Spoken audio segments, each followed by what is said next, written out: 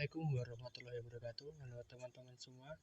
Di sini saya akan memberikan beberapa contoh penggunaan dari tag-tag HTML. Jadi setelah kemarin kita mengetahui ada apa aja di beberapa tag HTML, mulai dari atribut, deskripsi, dan juga hasilnya. Di sini saya akan mengambil beberapa tag-tag yang paling dasar, yaitu untuk performatan bentuk tulisan atau style font ya. Untuk tagnya kita bisa lihat di materi kemarin, kalian bisa buka sendiri atau lihat ya. Nah di sini saya mengambil beberapa tag ya, misalnya huruf B untuk memformat teks menjadi huruf tebal. Setelah itu ada juga huruf I untuk memformat teks menjadi miring. Setelah itu ada huruf U untuk memformat teks bergaris bawah atau underline. Kemudian ada juga untuk ganti baris ya, atau memisahkan dua kalimat dalam satu paragraf, seperti itu. Oke, tanpa lama-lama kita langsung saja ke aplikasinya. Untuk aplikasinya di sini saya menggunakan SPCK Editor ya teman-teman. Kalian bisa download di Google Play Store. Di sini juga ada.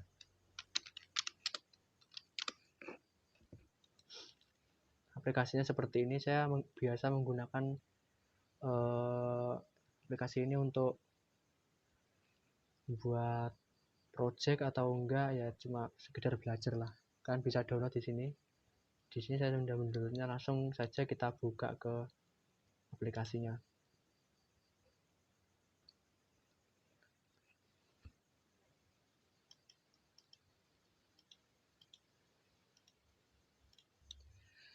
Secara tampilan aplikasi yang saya download adalah seperti ini. Nah, untuk membuat project dalam bentuk HTML, kita klik tombol create di sini. Kemudian kalian pilih yang namanya HTML yang ini. Setelah itu kalian beri nama, misalnya HTML tutorial, misalnya seperti ini. Kemudian kalian klik create. Setelah seperti ini ada 3 file. Yang pertama HTML, main.js, dan style.css. Nah, kita akan fokus di indeks HTML di sini ya teman-teman. Nah, setelah kita buka ini, ada tag dasar atau tag basic dari HTML ya. Di sini sudah disediakan default di aplikasinya. Kemudian sini saya akan merapikan semua kodenya ya, agar bisa dipahami lah istilahnya. Nah, sini sudah rapi. Di sini perlu diketahui, ini adalah struktur dasar dari tag HTML. Yang pertama ini adalah dokumen tipe HTML untuk mendefinisikan bahwa ini adalah dokumen HTML. Kemudian ada HTML lang n, ini apa ya nggak tahu. Kemudian ada juga head untuk mendefinisikan kepala dokumen ya. Jadi di dalam head ini ada beberapa atribut, bukan atribut, ada beberapa elemen, misalnya meta charset untuk encoding menjadi UTF-8. Kemudian ada meta name, viewport, dan sejenisnya ini. Ada juga meta HTTP equif, ini untuk apa ya kita nggak tahu. Kemudian di bawahnya ada title, ada juga dokumen, ini adalah judulnya. Setelah itu ada body untuk kepala dokumen. Nah, jadi nanti kita akan meletakkan contoh penggunaan tag HTML di dalam body atau di badan dokumen HTML ya teman-teman. Oke, yang pertama kita akan mengambil contoh tag huruf B. Tag huruf B ini dimaksudkan untuk apa ya, performatan huruf menjadi tebal ya. langsung saja ke di sini, di dalamnya huruf B, ditutup kembali. Nah, di sini ada huruf B ya, kalian klik saja. Nah, otomatis langsung ada tag penutupnya juga ya. Di sini kita akan mengisi suatu tag yang akan kita jadikan hasil dari huruf tebalnya ya. Misalnya adalah ini tulisan tebal. Setelah itu kalian buka di browser ya, kalian klik tanda hijau seperti ini, tanda atau tanda pause, kalian buka. Nah, ini contohnya adalah seperti ini. Ini adalah tulisan tebal. Kemudian yang kedua ada juga huruf I. Ini untuk membuat tulisan menjadi miring ya. Untuk cara penulisannya sama seperti tadi. Kalian ketik huruf I seperti ini. Kalau kalian klik saja. Nah, terus di dalamnya kita masukkan teks yang ditampilkan di browser ya.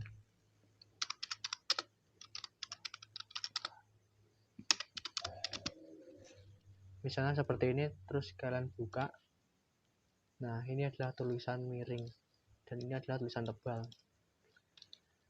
Ada juga satu lagi huruf U. Ini untuk mendefinisikan tulisan bergaris bawah atau underline ya.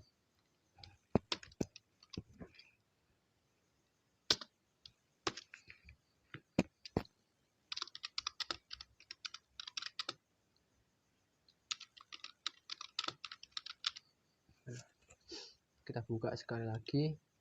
Nah, ini adalah tulisan bergaris bawah, ini tulisan miring, ini tulisan tebal. Jadi tag-tag tadi itu digunakan untuk memformat tulisan atau tag ya teman-teman.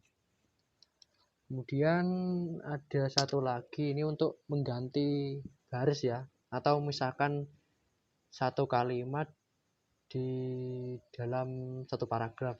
Jadi misalnya ada suatu kalimat, halo, selamat datang. Nah, ini kan masih dalam satu paragraf ya. Ada halo, selamat siang. Kalau kita buka di sini, nah, halo, selamat siang. Misalnya di sini saya akan mengganti baris ya. Mengganti baris di bagian selamat. Jadi halo selamat, setelah itu diganti barisnya di bawahnya. Nah, untuk melakukan ganti baris ini, kita menggunakan tag yang bernama, bukan bernama sih.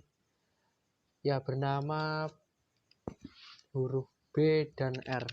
Caranya, kalian sisipkan di antara kalimat yang ingin diganti barisnya ya. Misalnya saya di sini ingin mengganti baris di bagian selamat. Jadi kita ketik huruf B dan R. Saya ditutup dengan seperti ini. Nah, setelah itu kita coba jalankan di web browser. Nah, hasilnya seperti ini. Halo, selamat datang. Halo, selamatnya masih dalam satu paragraf. Kemudian kalimat selanjutnya datang ini berada di bawahnya ya. Jadi ini yang dimaksud ganti baris ya. Kemudian yang terakhir ada tag yang digunakan untuk mendefinisikan garis horizontal. Garis horizontal ini adalah garis yang lurus ya, vertikal atau horizontal ya, singkatnya itu mengikuti orientasi dari perangkat yang kita miliki ya. Nah, untuk menggunakan tag ini kalian coba ketik huruf, bentar, kita masukkan kalimatnya ya agar tak bingung. Horizontal. Nah, setelah ini kalian ketik huruf HR atau horizontal line. Ini ada HR-nya. Kalian klik. Nah, setelah itu kita coba buka di web browser. Nah, hasilnya adalah seperti ini. Jadi garis horizontal ini mengikuti orientasi dari perangkat kita ya. Misalnya ini horizontal. Kalau di mode vertikal ini juga bisa, jadi tidak terganggu atau istilahnya responsif lah. Nah, kemudian ada juga teks satu lagi ya teman-teman. Misalnya kita ingin menggunakan atau memperjelas apa istilahnya ya. Misalnya kita ingin membuat suatu tulisan. Ini kan tulisannya masih polos banget nih. Ini belum ada apa-apanya. Kita coba ya. Ini tulisan tebal, ini nggak ada apa-apanya, nggak ada warna atau gimana-gimana gitu. Dan ini juga ini tulisan miring, nggak ada apa-apanya. Saya akan memberikan contoh beberapa tag HTML yang memiliki atribut lah istilahnya. Jadi atribut ini dimaksudkan untuk mengatur beberapa formatan ya. Misalnya bisa memformat color atau warnanya, kemudian size untuk menentukan ukuran dari suatu huruf. Kemudian ada juga face untuk menentukan jenis font yang digunakan dalam huruf tersebut ya. Di sini misalnya seperti ini, kalian ketik font,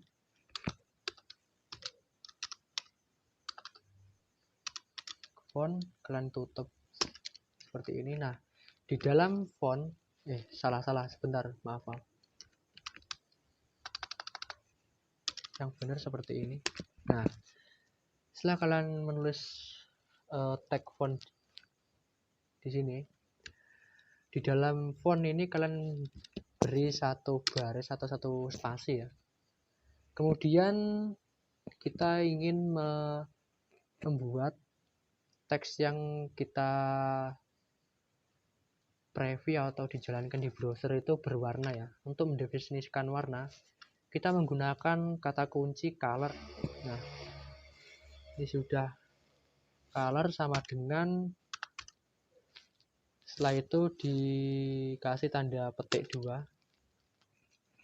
Misalnya warnanya merah, kalian ketik red. Kemudian kita akan menggunakan jenis font ya. Untuk menggunakan jenis font kita ketikkan kata kunci face. Caranya masih sama seperti tadi, sama dengan dan tanda kutip titik 2 ya. Untuk fontnya saya menggunakan Arial. Ini nama fontnya Arial ya. Setelah itu saya ingin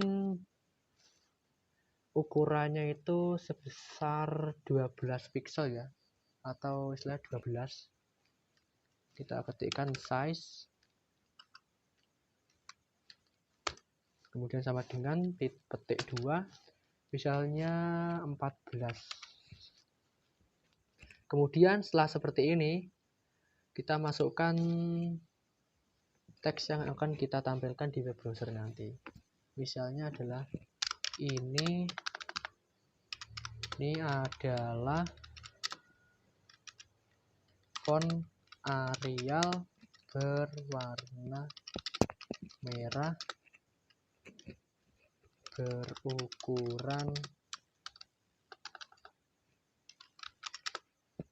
14. Nah, misalnya seperti ini. Oke, saya akan menjelaskan sedikit demi sedikit arti dari setiap tag HTML ini beserta atributnya. Jadi pertama kita akan menggunakan tag font untuk mendefinisikan huruf yang akan kita tampilkan di web browser. Nah, setelah itu di dalam tag font, jadi tag font tadi tidak ada apa-apa ya, masih polos. Nah, setelah itu saya ingin mengubah warnanya jadi yang default itu adalah hitam. Di sini saya mengubah warna font dari hitam ke merah misalnya. Untuk kata kuncinya di sini adalah font spasi color untuk mendefinisikan warna. Untuk warnanya adalah merah dan jenis fontnya Arial. Ukurannya adalah 14. Kemudian diikuti dengan kalimat yang akan kita tampilkan di browser ya. Untuk hasilnya seperti ini. Nah, ini adalah font Arial berwarna merah ukuran 14. Mungkin seperti itu yang dapat saya jelaskan. Oke teman-teman, sekian presentasi saya hari ini. Jika ada kurangnya, saya mohon maaf yang sebesar-besarnya. Semoga apa yang saya sampaikan berguna untuk diri saya sendiri dan banyak orang tentunya. Selamat malam. Sekian, terima kasih.